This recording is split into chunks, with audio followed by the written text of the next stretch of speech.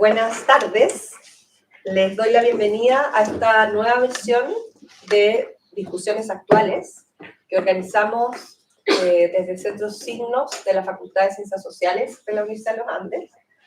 Y en primer lugar les agradecemos su presencia aquí y sobre todo le agradezco a nuestros dos invitados, expositores, por aceptar esta invitación a conversar de este tema tan relevante. Catalina Droppelmann es magíster y doctora en criminología de la Universidad de Cambridge. Actualmente es profesora investigadora del Instituto de Sociología y de la Escuela de Gobierno de la Pontificia Universidad Católica.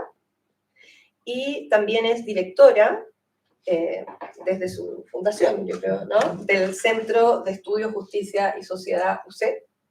Y también actualmente es investigadora del Instituto Milenio para la investigación en violencia y democracia Biodemos. Felipe Arboe es abogado con una gran experiencia en el mundo público. Fue subsecretario de Interior en los gobiernos de Ricardo Lagos y de Michelle Bachelet. Fue diputado por el Distrito 22 desde el 2010 al 2014, senador por la región del Ñuble y Biobío entre el 2014 y el 2021, y más recientemente convencional constituyente por el Distrito 19. Actualmente ejerce como abogado y también como consultor a nivel nacional e internacional en temas constitucionales y de seguridad. Y también se desempeña como académico en la Pontificia Universidad Católica de Chile. El título que escogimos, el tema y el título que escogimos para esta versión de las discusiones actuales, Cárceles en Chile, ¿quién tiene el control?, recoge problemáticas muy sensibles para nuestro país, como lo son el debilitamiento del Estado de Derecho y el descontrol del sistema penitenciario. De extrema gravedad resulta que nuestras cárceles estén siendo cada vez más controladas por quienes deberían estar bajo el control del Estado, crisis que se ha manifestado con una intensidad inusual en el debate público y la opinión pública durante las recientes semanas y últimos días.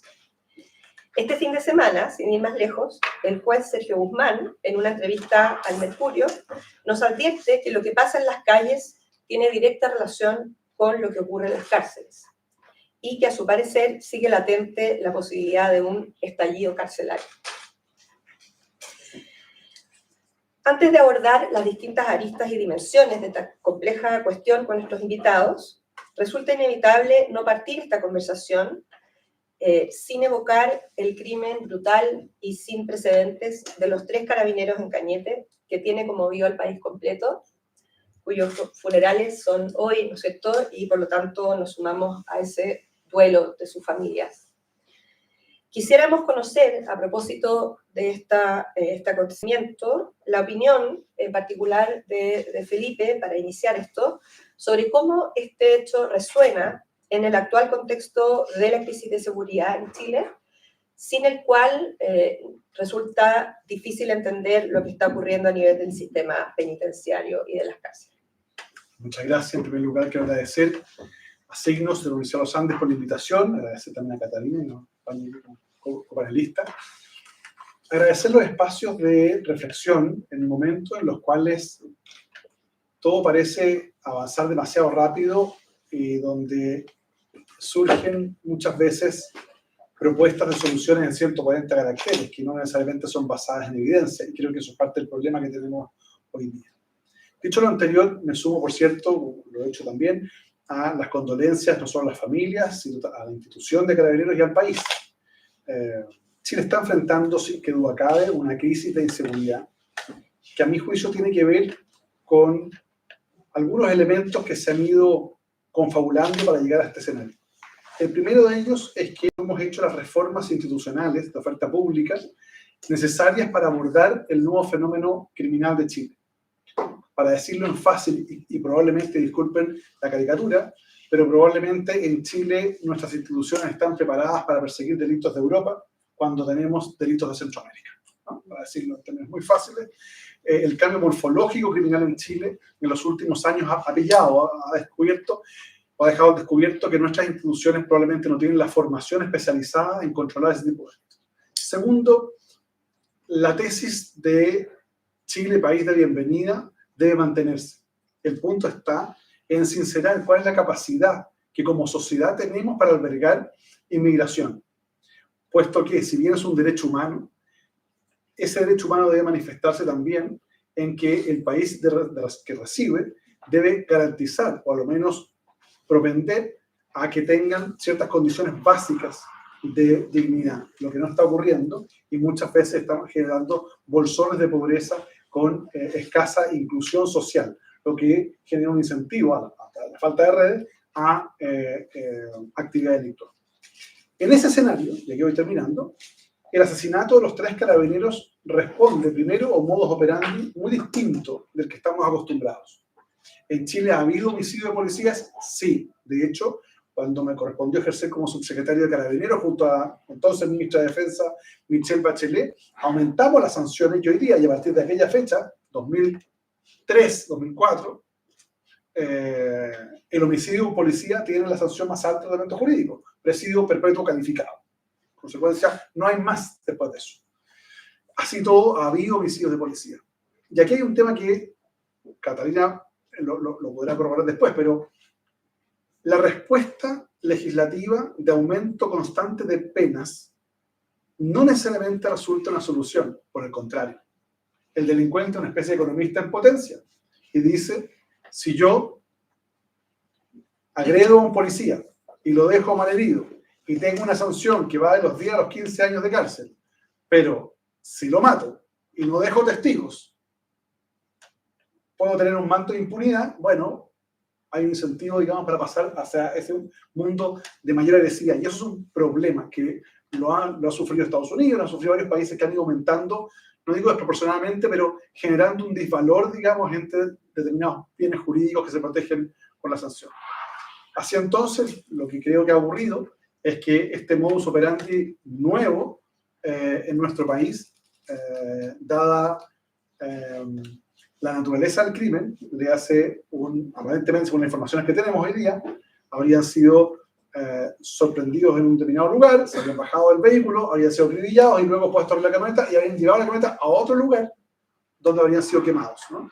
Ese modus operandi no es propio ni aún de los grupos violentistas en la zona de la Araucanía o la macrozona sur.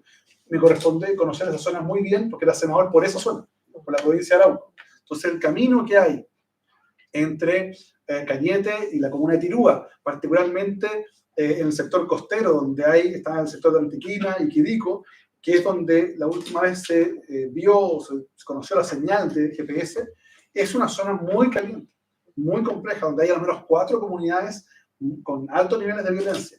Entonces, la pregunta ¿es posible imputarle inmediatamente? Mi percepción es que no, dado, insisto, en modo operandi no, pero tampoco es descartable que ocurra con ocasión de algún otro tipo de hecho criminal, le hace narcotráfico u otro, que en la zona ya se ha evidenciado en el último día. Entonces, ahora creo yo que la sensación de seguridad, perdón, la sensación de inseguridad que siente el país solo podría tener algún nivel de control en el evento de que se identifique, se detenga y se logre la condena de los responsables.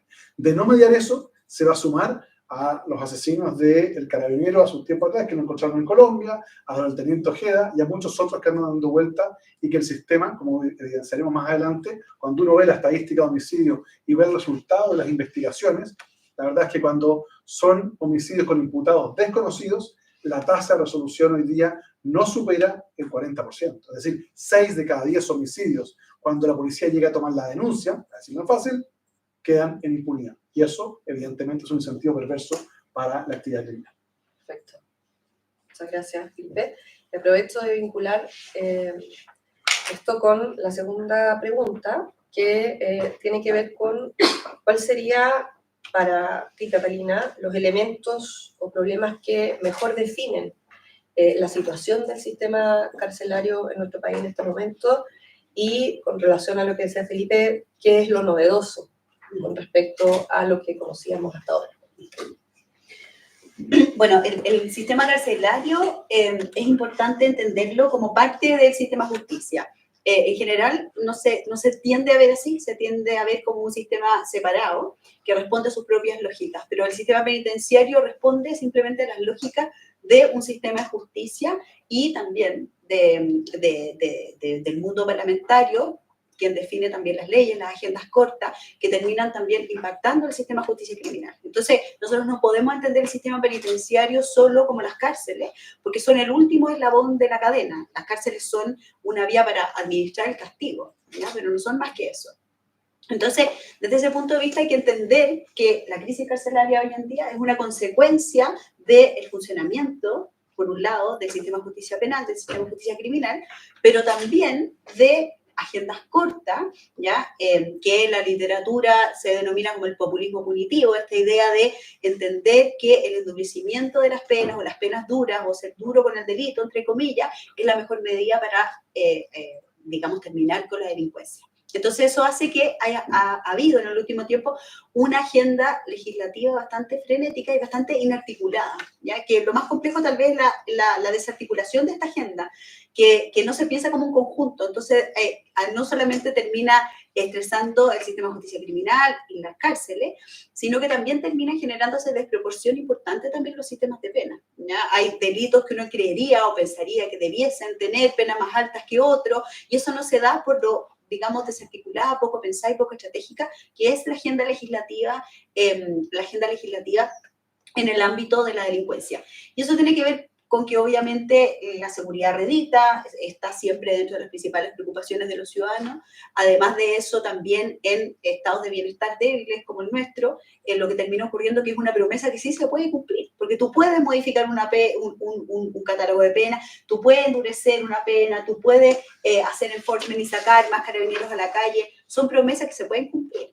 Pero mejorar el sistema educativo, mejorar el sistema de salud de un país es algo mucho más difícil de cumplir. Entonces, desde el punto de vista político, también tiene mucho rédito el enfocarse en la seguridad. Entonces, como en el fondo como input o como causa, dentro de muchas otras causas, está esto. ¿Y esto a qué responde? A mayores niveles de inseguridad, pero que también responden a un hecho empírico importante que no se puede desconocer, y es que la delincuencia también se ha complejizado en Chile, ¿ya? Lo que decía Felipe, es decir, nosotros estamos acostumbrados a responder frente al delito contra la propiedad, que era, y sigue siendo de alguna manera, el 70% de los delitos que se cometen en Chile, pero el resto de los delitos vinculados a la ley de droga, los delitos de homicidio, eran menos y además eran mucho menos complejos. Ahora tenemos una complejidad criminal que no estamos capacitados para abordar ni tampoco para explicar desde la academia. Nosotros mismos, yo me dedico hace 20 años a investigar este tema, y hay muchas respuestas que no estoy acostumbrada a responder, porque mi agenda de investigación está profundamente enfocada a explicar los delitos contra la propiedad, la delincuencia juvenil, pero esta delincuencia más compleja, transnacional, el crimen organizado, estos distintos modus operandi, es algo que nos está de alguna manera sobrepasando como país. Y eso tiene un impacto en la cárcel, donde estamos hoy en día con los mayores niveles de hacinamiento de las últimas décadas, con la mayor proporción de personas en prisión preventiva versus personas condenadas. Eso es muy complejo. Siempre nosotros nos mantuvimos alrededor de un 25% de la proporción respecto de personas condenadas, personas en prisión preventiva, que era un nivel aceptable, un nivel de país desarrollado, y hoy en día ya estamos acercándonos a 40% de personas en prisión preventiva en relación a personas condenadas. Entonces, eso hace que las cárceles estén absolutamente hacinadas en este minuto y que haya lo que se denomina una crisis carcelaria. Con relación a este tema, ¿no es cierto?, de, por un lado, el aparente como segregación o aislamiento del ámbito carcelario de gendarmería con respecto a todo el sistema completo, digamos, ¿ya? Hace poco también hubo dichos que fueron un poco polémicos, ¿no es cierto?, del ministro de Justicia, Luis Cordero, cuando dijo en la prensa que los actores del sistema de justicia penal debiesen tener presente para tomar sus decisiones las cifras de la sobrepoblación en las cárceles. Eso causó todo tipo de reacciones. Entonces, un poco, ¿cuál es su perspectiva respecto de de por qué genera estas reacciones, digamos, ¿no? Pero también cómo es posible enfrentar simultáneamente el problema de la sobrepoblación que tú mencionas y todo lo que tiene asociado con el desafío de una demanda creciente por mayores tasas de encarcelación y penas más severas. Yo diría primero, Chile no tiene un sistema de seguridad. En Chile hay instituciones que participan de las políticas de seguridad. Chile no tiene una política criminal definida. El Ministerio Público dice una cosa, el gobierno dice otra, y las policías tienen sus propios desarrollos institucionales, que tratan de ordenarlo, pero en general cada uno hace lo que quiere. No lo que quiere, cada uno hace lo que se planifica de acuerdo a sus propias lógicas. Y eso es un primer problema. ¿Por qué digo esto? Porque a lo que plantea Catalina, las agendas cortas. ¿Qué son las agendas cortas? Son respuestas del legislador ante una respuesta probablemente inadecuada del sistema de seguridad. Porque tenemos un código penal de 1860. Entonces, ¿qué es lo que empieza a ocurrir? Que empieza a ser parchado, en vez de mandarse una discusión del código penal. Los últimos 3 gobiernos han redactado anteproyectos de código penal y ninguno ha sido tratado. España se demoró 50 años en modificar su código penal, que es el que establece, para decirlo fácil, la penalidad asociada a ciertas conductas. Y es donde la sociedad, representada por su parlamento, dice, mire, esta conducta genera un desvalor mayor que esta otra. Y uno hace la proporción. ¿Y por qué es importante esto? Porque como no existe ese código penal y no hay coherencia, y es posible hoy día observar que hay delitos que tienen más sanción, siendo que el bien jurídico protegido es menor, porque no hay una correlación entre uno y otro, se produce lo que hoy día tenemos. Es que tenemos personas privadas de libertad por delitos menores, donde el sistema carcelario no va a tener ninguna posibilidad de rehabilitarlos y donde no se justifica. Pero es impopular implementar una medida alternativa a la prisión, a la pena privativa de libertad, porque está en el inconsciente, y también en la práctica, que las medidas distintas de la prisión no se cumplen. En otros países es de común ocurrencia observar, por ejemplo, que tal o cual actor o actriz está sometida a trabajo comunitario. Y se observa haciendo el trabajo comunitario. Aquí el trabajo comunitario es como a la FIFA. Entonces es un problema, ¿no? Por la sensación de impunidad. Entonces el gobernante no va a otorgar mayor espacio a ese tipo de medidas, porque evidentemente la gente dice, mire, cometió un delito y salió por la puerta. Bueno, sí, claro, salió por la puerta, pero se fue a trabajo comunitario o quedó con reclusión nocturna, alguna medida distinta de la cárcel. Eso explica que 4 de cada 6 presos no sepamos si es culpable o no. Está esperando que el juez o los jueces decidan si es culpable o no. Eso fue una de las promesas que la reforma procesal penal comprometió en su oportunidad. Entonces, ahí hay un primer punto. Y el segundo es que cuando uno instala la idea de la prisión como un mecanismo coercitivo, uno tiene que tener pensado que el objetivo de esa prisión es que quien la sufra, escarmiente, aprenda y luego salga a la sociedad más bien reconvertido. Y hoy día, cuando tenemos un 141% de sobrepoblación penal, las cárceles, hoy día hay cupo para 41.000 presos y tenemos 55.000 presos a diciembre del 2023. En consecuencia, tenemos una sobrepoblación penal. No permite esa sobrepoblación, primero, evitar el contacto criminógeno, no permite que todo lo que está considerado dentro del sistema de concesiones de cárceles se cumpla, porque el concesionario dice, perdón, usted me dijo que iba a tener 10.000 presos en esta cárcel y tengo 15.000. No me pida entonces que estén todos aislados, separados, que haya curso de rehabilitación, pues no puedo cumplir las condiciones que usted mismo me está imponiendo. Entonces, se empieza a generar un cuadro donde el sistema carcelario al final no cumple el objetivo. O sea, la pregunta es, ¿necesitamos más presos como medida ejemplarizadora para la sensación de inseguridad o vamos a utilizar la cárcel como medida de sanción efectiva y rehabilitación para aquellos que cometen delitos? Hay una pregunta que hay que responder. Sobre ese punto en particular, porque sé que tú has investigado mucho, Catalina, sobre trayectorias de reinserción o, contrariamente, de reincidencia, ¿no es cierto? ¿Qué podrías como aportar a lo que estaba señalando Felipe en esta tensión entre sobrepoblación y qué hacer con la realidad criminal, digamos. Sí, a ver, desde el punto de vista de que es bien interesante el tema de las trayectorias criminales, porque es una mirada que se utiliza en la criminología o en la sociología de la delincuencia para entender cómo se desarrolla la conducta delictual a lo largo de la vida. Y ahí hay un hallazgo empírico muy clave, pero muy poco considerado en la política criminal, que tiene que ver con que la conducta criminal no es crónica a lo largo de la vida. La evidencia da cuenta cuando tú haces estudios longitudinales o incluso también en estudios transversales aparece la misma tendencia y juntas dos variables, edad y delito. Lo que tú puedes ver es que la delincuencia empieza en promedio a los 12 años, después tiene su pic, su punto más alto, alrededor de los 17 años y después, naturalmente, la delincuencia comienza a disminuir. Esto es para todas las personas que cometen delito, independiente de la sanción a la que han sido sometidas. A los 28 años de edad, aproximadamente el 85%, el 70 y el 85%, depende de los estudios, de las personas que delinquen deja naturalmente delinquir. Es decir, la transición a la edad adulta es un factor protector para sacar a la gente de la carrera delictual. Si lo pensamos desde ese punto de vista, las penas largas, las penas duras, digamos, que obstaculizan además esa transición, porque la mayor parte de las personas que están privadas de libertad son personas adultas jóvenes, en esos tramos etarios, digamos. Entonces, una pena de privación de libertad larga que de alguna manera corta esa transición o esa adquisición de roles prosociales, esas oportunidades para el cambio que se dan en la transición de la adolescencia a la edad adulta, las corta, la cárcel desde ese punto de vista tendría poca efectividad en ese sentido si lo pensamos desde el punto de vista de la rehabilitación y la reinserción. Hay, sin embargo, un 30%, diría yo aproximadamente, más crónico, más complejo de intervenir, sobre el cual debiese estar más profundamente orientada la acción del sistema penal. Y probablemente las penas más duras o las penas de cárcel.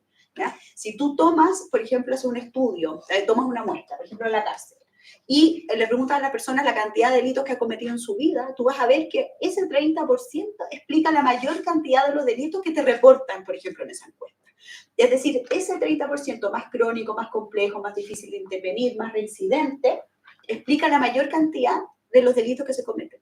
Hay otro porcentaje que comete delitos menores, que puede responder muy bien a las medidas alternativas que decía Felipe, por ejemplo. Pero en el imaginario social existe la idea de que el castigo debe doler. ¿Y qué es lo más doloroso que tenemos dentro del catálogo de penas? La cárcel. ¿Ya? Y ojalá duela harto, ojalá tenga condiciones de hacinamiento, ojalá tenga pésimas condiciones de salubridad, ojalá haya poca inversión social en la cárcel, porque si no duele, no se cura a la gente. Y es la lógica del castigo que históricamente hemos tenido para modificar cualquier conducta, ya sea en cualquier ámbito, digamos, no solamente en el ámbito penal. Entonces yo creo que ese es un obstáculo importante en términos de pensar el sistema penitenciario, el no considerar también lo que nos dice la evidencia, ¿ya? Y eso tiene que ver con que obviamente es muy poco popular, es muy impopular el promover medidas alternativas a la cárcel, porque las personas creen que la gente queda en nada. Y hay también como un analfabetismo penal, siento yo. O sea, las personas, los ciudadanos no entienden cómo funciona el sistema de justicia criminal. Las personas siempre, y ustedes lo pueden ver en la prensa, siempre aparece, quedó libre.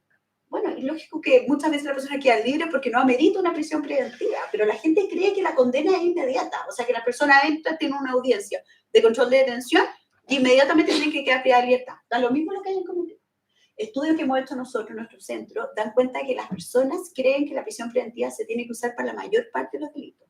El 90% de la población te dice para prácticamente todos los delitos y para delitos menores, como por ejemplo hurto, que nada, el 70% de la población cree que se tiene que aplicar la prisión preventiva. Entonces también la demanda del ciudadano común y corriente es altamente política.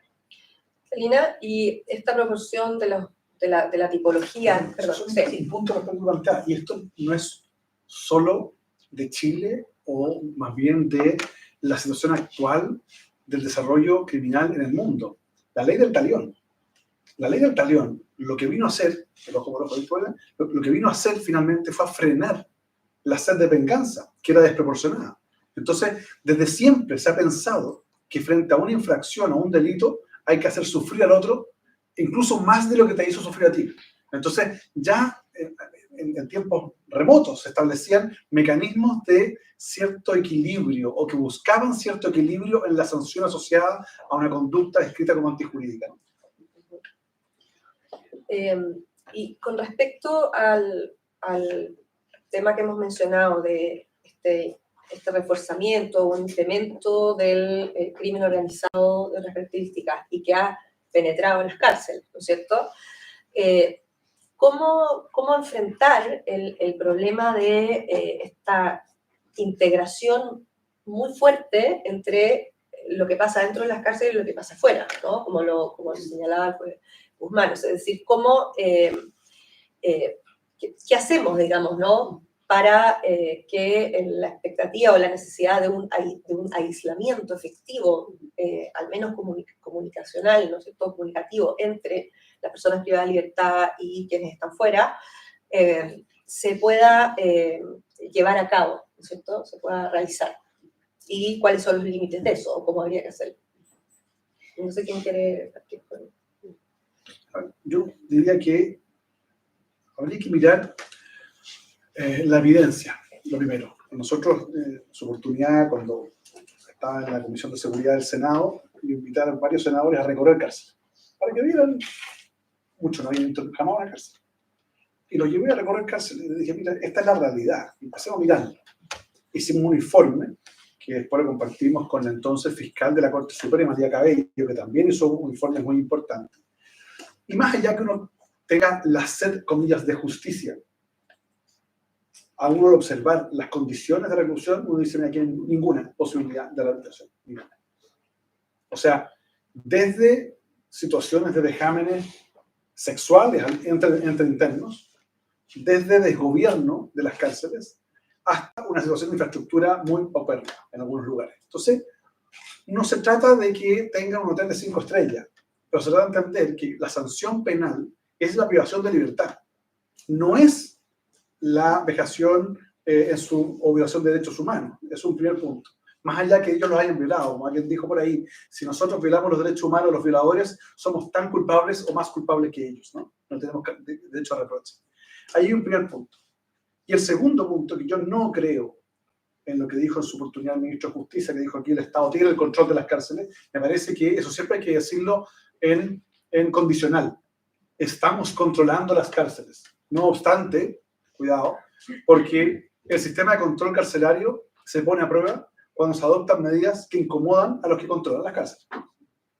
Y la verdad es que eso ocurrió en Brasil, eso ocurrió en Ecuador, y eso ha ocurrido en múltiples países donde ciertas medidas intrapenitenciarias que incomodan a los grupos que internamente se organizan generan un cuadro de incomodidad y eso genera inestabilidad.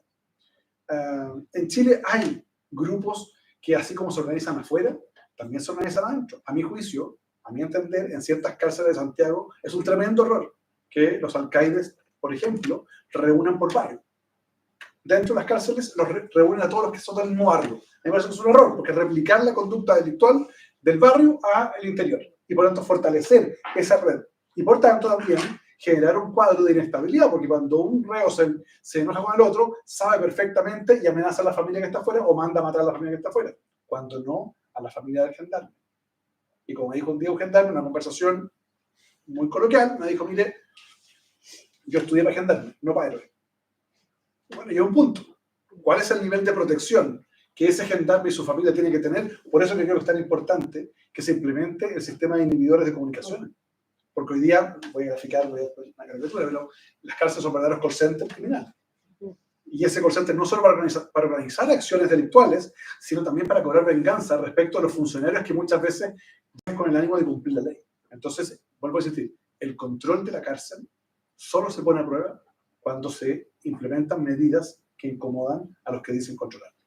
Y entre esas medidas que incomodan, aparte ahora el bloqueo, por ejemplo, de las señales celulares, ¿qué otras medidas son esas que se han probado eficaces para producir esa incomodidad y de algún modo limitar, obstaculizar la toma de control de la cárcel por parte de los propios presos, digamos?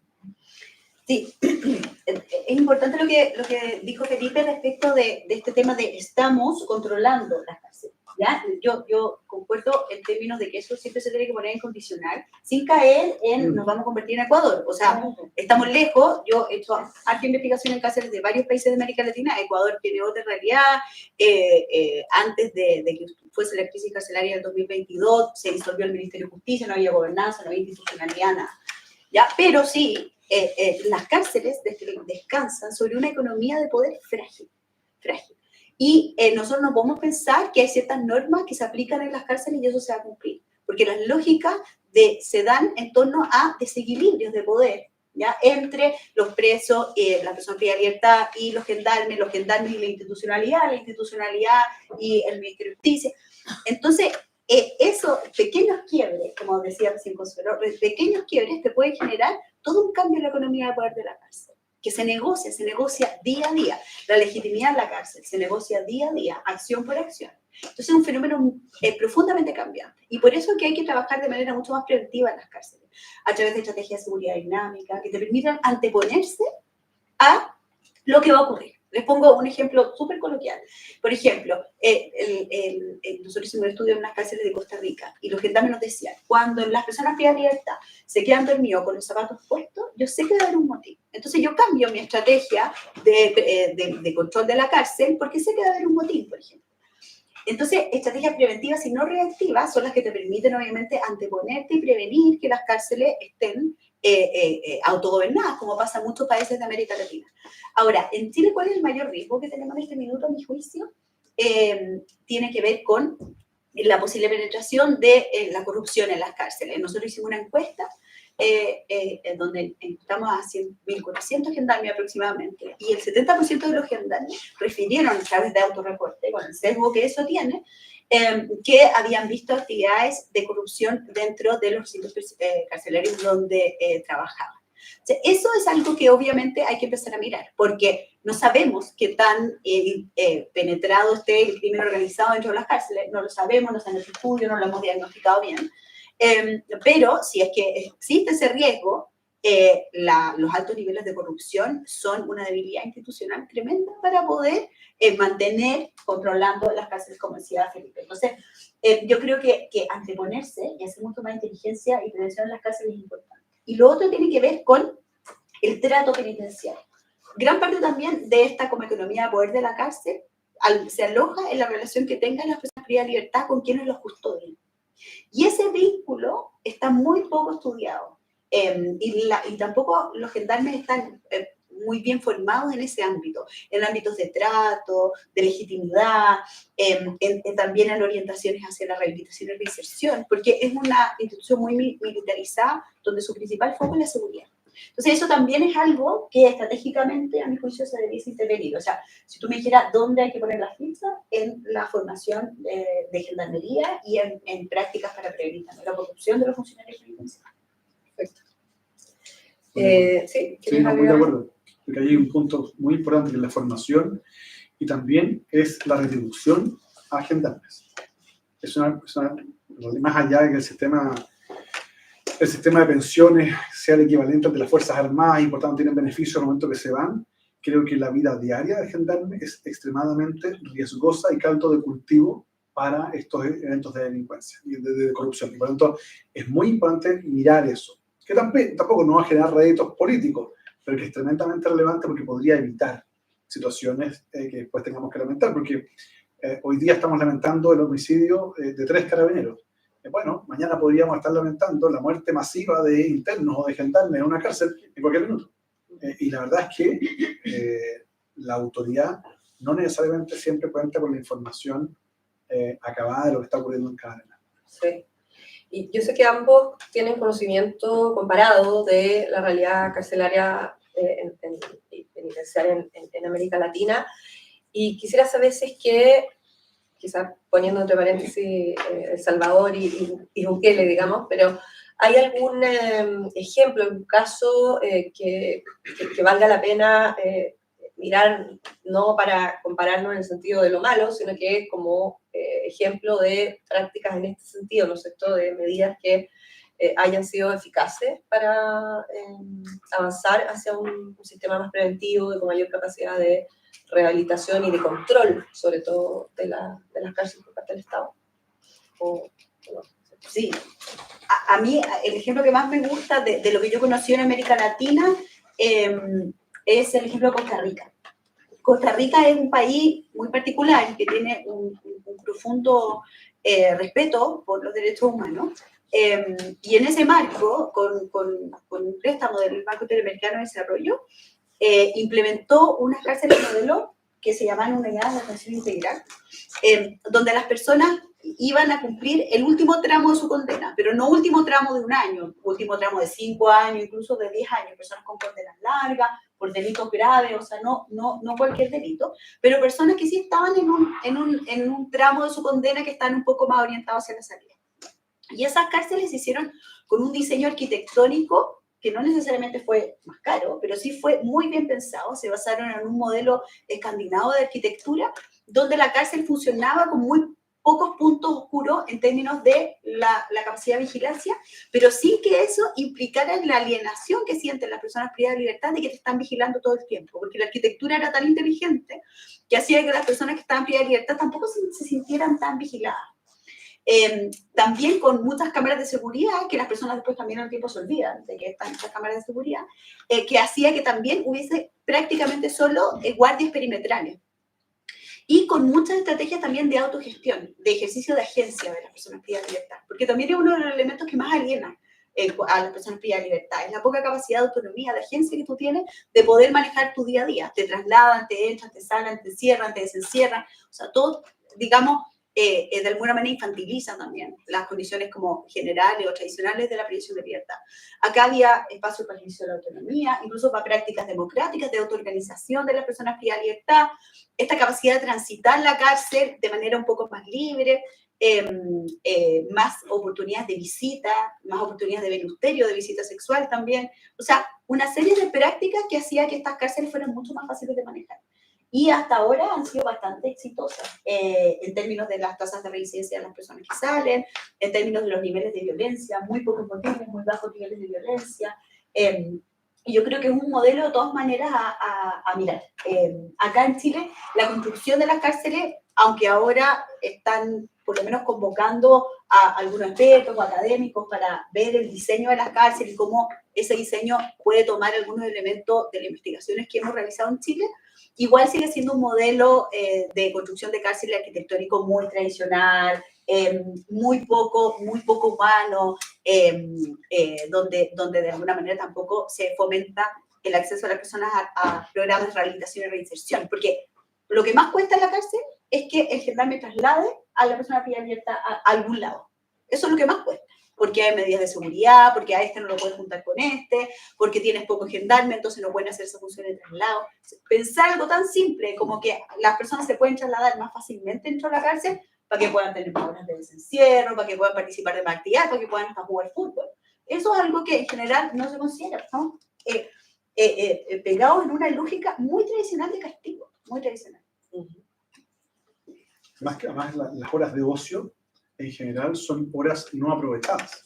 Tampoco hay, por ejemplo, que hay ofertas, ciertas iglesias, ciertas fundaciones tienen ofertas, digamos, laborales internas, pero tampoco generan ningún incentivo para los internos para participar de ellas, cuando debieran ser, si no obligatorias, a lo menos un régimen de incentivos que vaya permitiendo que participen en estas actividades, porque en el ocio está el relacionamiento delictual y evidentemente la actividad ilícita o incluso hechos de violencia. Ahora, también hay que ser súper honesto. Junto con lo que se da, Catalina, en el sentido de que hay dificultades de desplazamiento, hay sectores donde los gendarmes no entran y no entran. Entonces, por eso cuando yo le cuestionaba al ministro de Justicia que decía, nosotros controlamos la cárcel, un momentito, hay espacio donde ustedes no entran, punto. Y además, es comprensible que no entren si no tienen capacidad de control y de elementos logísticos, digamos, para poder hacerlo. Ahora, si uno mirara también el ejemplo de Costa Rica, que me gusta mucho, y el ejemplo de Holanda. En el ejemplo de Holanda, que se basó en el estudio de la población penal y se llegó a la conclusión, estoy hablando ya hace 10 años, que una parte importante de la comisión de delitos, que es muy baja por lo demás, decía relación con el consumo de drogas, con el consumo abusivo de drogas. ¿Ya? Es decir, el delincuente declaraba que había cometido el delito bajo los efectos de la droga o para proveerse la droga por niveles de ansiedad, angustia propia de la adicción. Y por tanto, lo que se hizo fue que el diseño de las cárceles pone como elemento central la rehabilitación. Es decir, la causa del delito se entiende que es la adicción y por tanto más que sancionarlo con una situación de aislamiento y de castigo, de sufrimiento, le vamos a eliminar la causa que lo hace delinquir. Y por tanto, programas intensivos de rehabilitación. Y luego, para que esa persona, cuando realiza los cursos o los tratamientos de desintoxicación con evaluaciones externas, no evaluaciones propias del centro penitenciario, y se compruebe que esa persona ha superado su adicción, se establece una segunda fase, que es la fase de resocialización, en virtud de la cual se establecen actividades para que cuando la persona salga pueda desempeñarse sin necesidad de caer nuevamente en la red, digamos, que lo tenía capturado antes, digamos, de el ingreso al recinto penitenciario. O sea, creo que la prevención, por un lado, y la rehabilitación, por otro, son elementos clave para que el sistema carcelario funcione, cumpla su objetivo. Con relación a eso, pero yendo específicamente al tema de la realidad femenina en las cárceles, ¿cierto? Que ha sido históricamente muy invisibilizada, pero entre otros el Centro de Justicia y Sociedad hace un tiempo ha puesto como el énfasis, ¿no es cierto?, de tratar de entender lo específico de esta realidad. Entonces, quisiera que Catalina puede brevemente, nos queda todavía algo de tiempo, profundizar en cuál es la importancia de visibilizar esa realidad, ¿ya? Y también qué ha pasado con la encarcelación femenina en el contexto actual, ¿no es cierto?, de esta como, que se ha tomado la cárcel, el crimen organizado, ¿no es cierto?, ese problema, y que parece ser muy masculino, o sea, más masculinizado todavía, ¿no? Entonces, ¿qué pasa en ese contexto con este énfasis o este interés que había comenzado a despertar con mayor fuerza sobre la realidad femenina en las cárceles? Sí, como dices tú, Consuelo, la realidad femenina o la delincuencia femenina ha estado como históricamente invisibilizada por un tema de proporciones. En general, las mujeres privadas de libertad no son en ningún país más del 10% de la población penitenciaria. Y en general se han utilizado también explicaciones, teorías que han estado principalmente desarrolladas para explicar la delincuencia masculina, para explicar la delincuencia femenina. Entonces, por eso nosotros en nuestro centro hemos puesto un principal foco de investigación en entender la delincuencia femenina. ¿Y qué es lo que hemos visto? Algunas particularidades importantes que tiene esta población que la hace distinta de la población masculina. Lo primero tiene que ver con que la intersección entre ser víctima y victimario, ya que es algo muy impopular o contraintuitivo, es muy profunda en las mujeres. Es decir, el 70% de las mujeres que están privadas de libertad ha sido víctima de abuso, violencia de género en su infancia, distintos tipos de violencia psicológica, física, sexual. ¿Ya? Entonces, hay una vinculación bastante importante, no causal, pero sí una correlación importante entre experiencia de adversidad de vulneraciones con la conducta delictual, lo cual hace que el foco de intervención con las mujeres no solamente se oriente a dar oportunidades para el cambio, como en el caso de los hombres, o sea, a una mujer tú le puedes dar una oportunidad de trabajo y no necesariamente esa mujer la va a tomar. ¿Por qué? Porque hay un elemento también en sus relaciones vinculares que está roto, producto de estas vulneraciones, de estas adversidades, en también los mecanismos de apego que tuvieron estas mujeres a lo largo de su vida. Segundo elemento importante respecto de la realidad femenina, tiene que ver también con que estas mujeres además han estado bastante ausentes en términos de la participación en el mercado laboral, tienen bastante poca capacitación o formación, muy baja escolaridad. Entonces, también enganchar a oportunidades de reinserción cuesta mucho. Y un tercer elemento también tiene que ver con como elementos normativos de género, que se entiende que la conducta esperada o normativa de una mujer sea el hacerse cargo de los hijos. Entonces, también para estas mujeres es muy difícil reinsertarse laboralmente porque están a cargo del cuidado de su hijo. El 90% de las mujeres privadas de libertad tiene hijos y gran parte de ellas son las jefas de hogar. Por lo tanto, lo que termina ocurriendo ahí es que las mujeres o adhieren a emprendimientos que le permiten también compatibilizar con los roles de cuidado, con la ética del cuidado. De esa manera también muchas veces se redimen de su conducta delictual pasada, ¿ya? Pero también ha hecho, y eso es una de las principales crisis en este momento, que muchas mujeres comienzan a participar del mercado de las drogas. Hoy en día el 70% de las mujeres que está privada de libertad está por delitos de ley de droga, y eso es algo que ha ido aumentando a lo largo del tiempo, no solo en Chile, sino que en América Latina, ¿ya?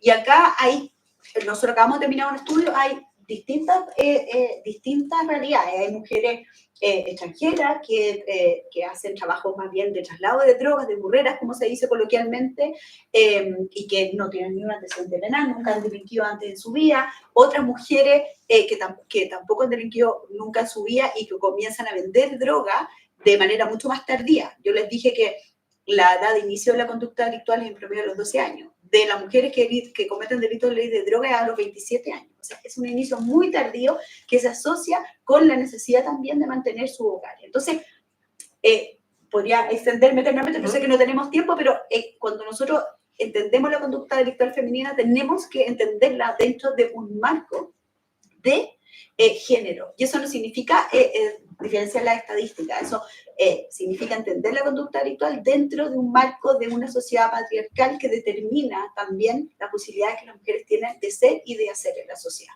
Entonces, eso es un poco lo que nosotros hemos estado tratando de visibilizar y hay hartos estudios puestos en nuestra página web para quienes les interese profundizar en ello.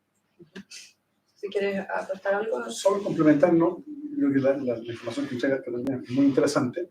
Complementar algo que en general se confunde. Se cree que todo grupo de delincuentes es crimen organizado. Y la verdad es que Naciones Unidas dice no, cuidado. Porque supuestamente aquí en Chile estamos llenos de crimen organizado. Y la verdad es que no. Piensen ustedes que en México solo reconoce 4 bandas de crimen organizado. México. ¿Ya? Crimen organizado, según Naciones Unidas, es un grupo de 2 o más personas que, asentadas en el tiempo, es decir, carácter de permanente, generan actividades ilícitas, violentas, con el objetivo de obtener réditos materiales o económicos, para lo cual usan los sistemas establecidos. Es decir, el crimen organizado no es solo yo voy y robo un teléfono, sino si yo tengo una industria de robo de teléfono, tengo un grupo de motochorros que andan robando teléfonos, me los traen y yo probablemente los vendo en un determinado lugar y reinvierto esas ganancias en algún tipo de inversión, digamos, que me genera un aumento de mi capacidad, digamos, de ahí hay un banda de crimen organizado. Y la verdad es que en Chile, en las cárceles, uno logra observar que lo que estamos teniendo, y además también por errores de distribución de población penal, porque se distribuyen juntos y llegan 2 brasileños y dicen, ajustemos a los brasileños. En realidad, lo que uno tiene que hacer es separar a los brasileños, justamente, porque se van generando cuadros de llegada de bandas de crimen organizado foráneas. ¿Y por qué? Porque se dieron cuenta que, como comentábamos al principio de las intervenciones, que el desarrollo institucional de Chile no está preparado necesariamente para enfrentar ese tipo de delincuencia. Para perseguir al lanzazo, un balazo. O sea, que lo veían en el acto, el imputado conocido en el caso. Pues el nivel de, además, de término no judicial supera el 90%. Pero en materia de crimen organizado es mucho más complejo. De hecho, piensen ustedes que no existe en Chile, ahora me van a desmentir porque hay un pequeño curso ahora, pero no existe en Chile una academia de fiscales. Los fiscales son egresados de Derecho, abogados, a los cuales no nos enseñan en las escuelas de Derecho a investigar. Y hacen cursos determinados, pero no hay una academia de fiscales como hay una academia judicial, que les enseñan a fallar, ¿no? A evitar fallos, ¿no? En su oportunidad de investigar. Entonces, ¿cuál es el punto? Es que aquí se requiere modernizar nuestras instituciones para ser capaces de enfrentar ese tipo de fenómenos. Por de pronto pensemos lo que hizo España, no con ocasión del crimen organizado, sino con ocasión de la ETA, por ejemplo, en el terrorismo. Primero, los fiscales que perseguían a fiscales especializados que no vivían en el lugar donde se investigaban. Los jueces eran los jueces de la Audiencia de Madrid, no la Audiencia del País Vasco, justamente para evitar que el amedrentamiento condicionara el éxito de las investigaciones. Ahí hay un ejemplo. Luego vamos a la Fiscalía Antimafia Italiana. La Fiscalía Antimafia Italiana tiene competencia no solo en todo el territorio, sino también fuera del país. De hecho, hay un fiscal antimafia italiano que vive en Buenos Aires y que tiene capacidades operativas en Chile, porque se entiende que el crimen organizado usa los territorios. Bueno, aquí tenemos fiscalías, como decía yo, fiscalías regionales, que no necesariamente comparten información, entonces el modus operandi en una región no se comparte con la otra. De hecho, en el caso famoso del Tren de Aragua, hubo una investigación en la región de Antofagasta, que se estaba siguiendo, y viajaron a Santiago, pusieron algún tipo de medida intrusiva en un vehículo y resulta que la Fiscalía Centro Norte incautó el vehículo porque estaba con infracción de no sé qué. Y estaban persiguiendo homicidios.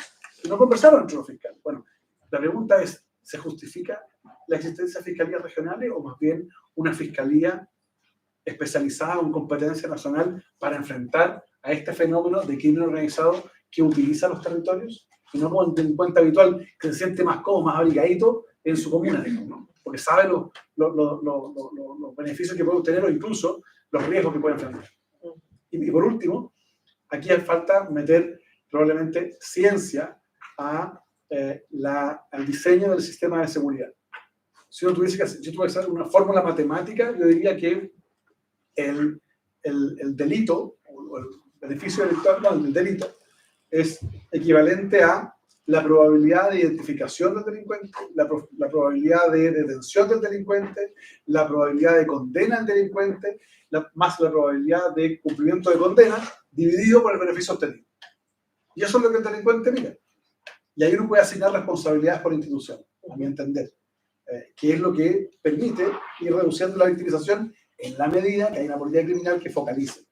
Porque el gobierno que sea, ¿no? Mismo la autoridad que sea, que le diga que va a eliminar la delincuencia, está mintiendo. El punto es cómo se focaliza.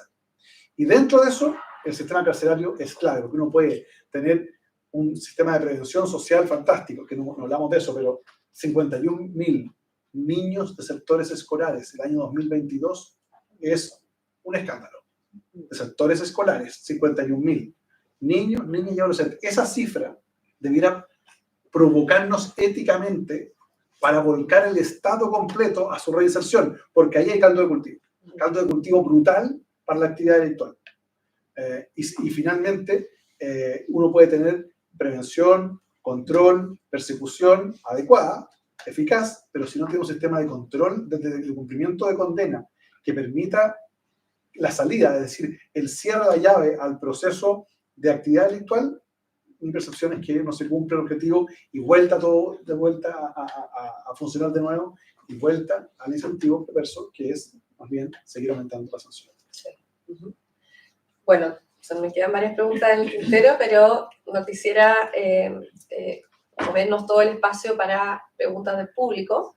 Así que una o dos según sea la... A ver, sí. Qué difícil. Bueno, ahí atrás. Y después, sí, si nos da tiempo. Si no, hay un cafecito afuera y podemos hacer también las preguntas ahí en el café. Sí, para Felipe Jarbo, soy abogado. Yo no soy abogado, pero no soy tan ignorante en cosas jurídicas. Pero entiendo que hay una cosa que se llama la justificación de las penas, al menos lo que yo conozco dentro de mi ignorancia relativa, es que hay al menos dos teorías, la que se llama la función retributiva y la prevención general, me parece.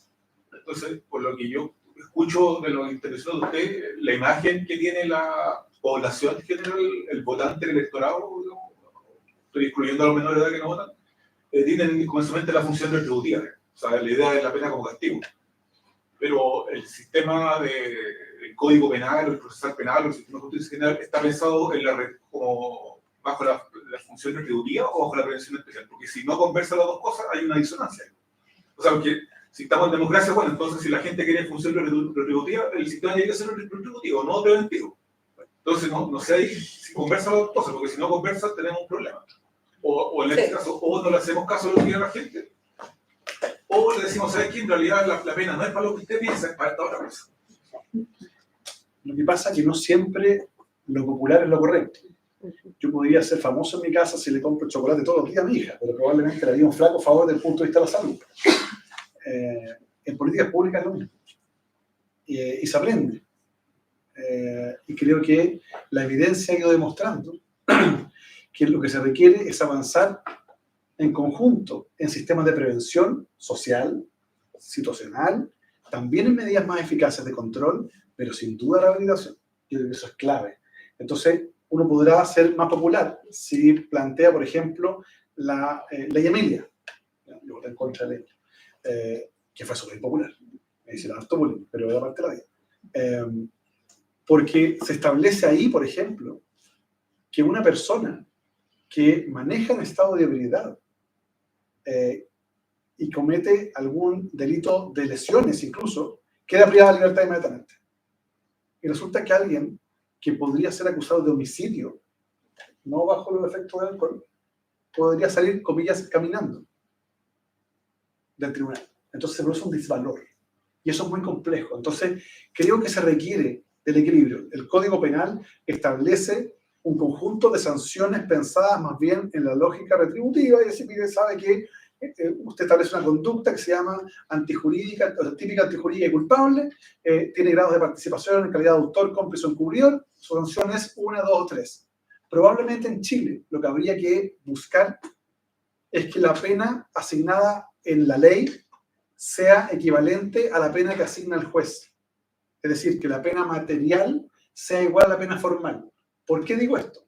Porque esto puede explicar el por qué se aumentan las penas permanentemente en el legislador. Porque la pena que yo pongo como legislador no es la pena que aplica el juez. Porque en el Código Penal hay un conjunto de artículos 94 siguientes que se llaman reglas de determinación de las penas y que le permite a los jueces que las penas que asigna el legislador pueda bajarlas en una cantidad de grados según la cantidad de atenuantes. Entonces puede ocurrir que yo ponga, por ejemplo, que el delito de porte ilegal de arma de fuego tenga una pena entre 3 años y 1 día a 10 años. Porte ilegal de arma de fuego. No mató a nadie. 3 años y 1 día a 10 años. Pero el juez dice, mire, irreprochable lo anterior, lo bajo 8 años y 1 día, inmediatamente a 541 días, 1 grado.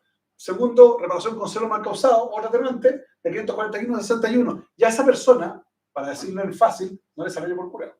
Ese tipo ya nunca estuvo un día en la cárcel, nunca nada. Entonces, quizás seguir el modelo del Código Español, que es con penas unívocas, puede ser una alternativa, que también es una injusticia, pero puede ser una alternativa. El delito de corrupción tiene una pena de 3 años y 1 día de cárcel, pero son 3 años y 1 día de cárcel. No, lo que pasa es que la libertad, señor, 3 años y 1 día de cárcel. Pero ¿cómo si en Chile son 20 años? Allá es impunidad. No, son 3 años y 1 día de cárcel que usted va a cumplirlos. No es que el juez se los pueda bajar, ni que tampoco en el periodo intermedio usted pueda obtener libertad condicional. 3 años y 1 día de cárcel. Es una discusión que Chile tiene que dar, pero como no se ha puesto en discusión nunca el Código Penal, esa discusión que tú das, que creo que en el fondo, lamentablemente, la llevamos pateando 15 años porque la pelea entre los académicos y la política es tremenda, porque también es re fácil desde la academia decir, mira, no hay que aumentar las penas, pero cuidado, otra cosa es con guitarras, y de la academia todo se ve mucho más fácil, pero cuando uno está sentado ahí y se da cuenta que mataron a tal o cual, hay que buscar una fórmula de equilibrio, ¿no? Donde la evidencia, que no solo es empírica, sino que también es teórica, confluye. Y por último, pues, Matías y ya. Sí, contesta las preguntas. Muchas gracias a ambos expositores y así nos cambiamos por la organización. Les quería preguntar a propósito de la sobrepoblación penitenciaria, que si ustedes creen que hay una excesiva concesión de prisiones preventivas, y si es que es así, ¿a quién se puede apuntar? Porque a veces se apunta a que el estándar del Código Procesal Penal no es correcto, o a que los jueces conceden demasiadas prisiones preventivas, o a que el Ministerio Público lo pide demasiado. Entonces, ¿cómo es ese problema? Un segundo, tomemos al tiro la segunda pregunta. Sí, muy breve. Muchas gracias por las exposiciones, Matías Petersen. Si entendí bien, el abordaje que ustedes proponen es más bien sistémico en muchas dimensiones, ¿cierto? Y eso requiere una iniciativa legislativa más o menos compleja. Ahora, esas iniciativas requieren acuerdos más o menos amplios. Entonces, ¿cómo en el escenario fragmentado político actual, digamos, de cara a empujar ese tipo de reformas para que no sean agendas fuertes? Yo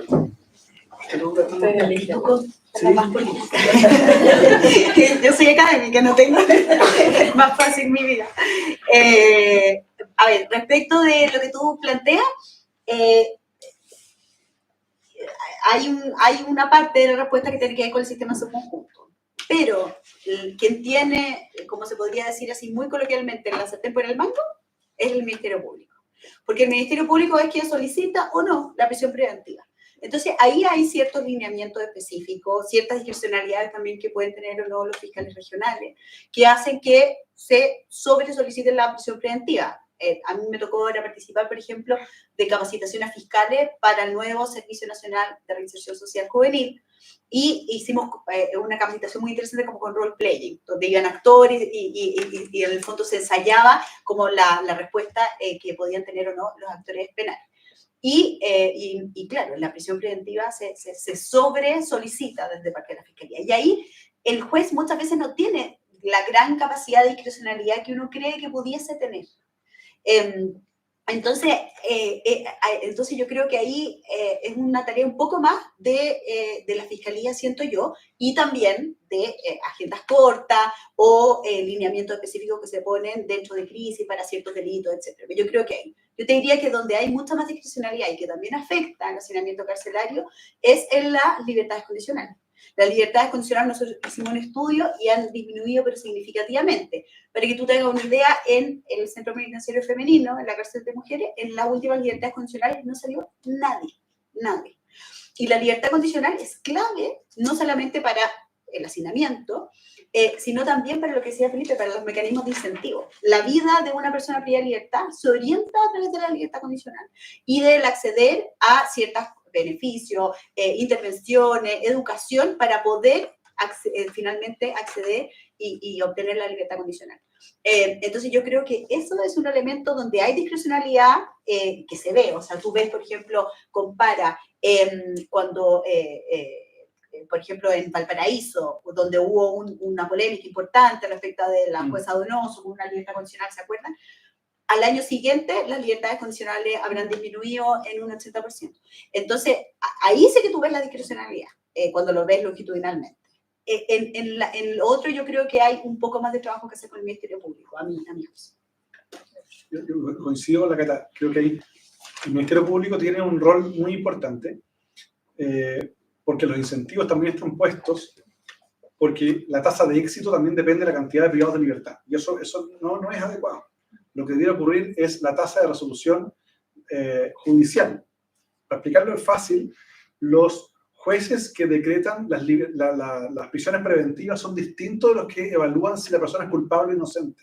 ¿Ya? O sea, hay un juez de garantía y después están los jueces que finalmente toman si la persona es culpable o inocente. Entonces, muchas veces ocurre que el juez de garantía no tiene todos los antecedentes en la mano, sino que llega y dice, mire, sabe que detuvimos a este señor porque resulta que cometió este delito. Y la verdad es que tiene 3 antecedentes previos. Ah, ya. Entonces, ¿qué es el Ministerio Público? Yo pido prisión preventiva. El juez dice, mejor prisión preventiva porque tengo miedo que si no le dejo prisión preventiva, cometa otro delito y me acusen a mí, pues, digamos, de haberlo dejado en libertad. Pero hay otro elemento también, como se plantea el tema de libertades condicionales, donde hay que meterle mano de manera definitiva. Porque la discrecionalidad opera para un lado o para otro. En la Comisión de Constitución del Senado nosotros pedimos el listado de audiencias y resoluciones de libertades condicionales, año 2019-18, que fue el año del escándalo.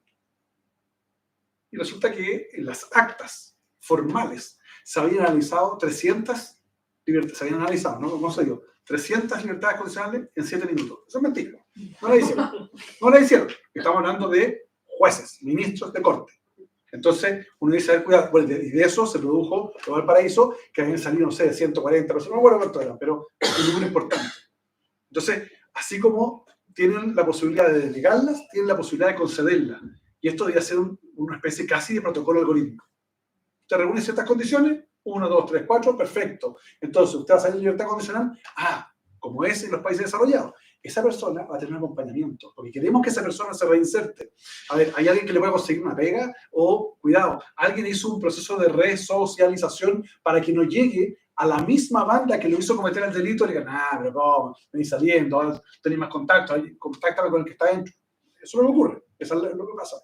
Y ahí no hay acompañamiento. Entonces, la libertad condicional, que aparece como un derecho y me parece que es bueno, si no se acompaña, al final del día puede significar una afectación más complicada. Por eso hay que darle un proceso de seguimiento. Y respecto de la posibilidad de acuerdos, yo lo veo bien poco probable. Por 2 razones. Uno, por la polarización que existe hoy día en la política. Y segundo, por la liviandad del debate.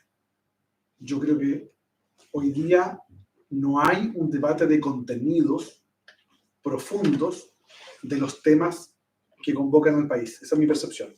Cuando uno conversa sobre seguridad, conversa en el margen, en la pena más, menos, pero no se discute esto.